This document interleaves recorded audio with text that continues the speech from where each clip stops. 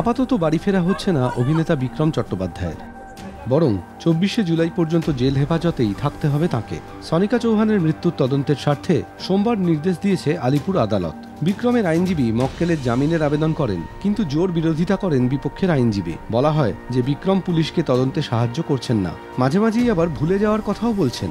সব দিক খতিয়ে দেখে বিচারক জেল হেফাজতের নির্দেশ দেন। তাই এই মুহূর্তে ঘরে ফেরার কথা ভুলেই যেতে হচ্ছে বিক্রমকে, বরং বিক্রমের সঙ্গে কথা বলে নতুন করে ঘটনার পুনর্নির্মাণে নেমেছে পুলিশ।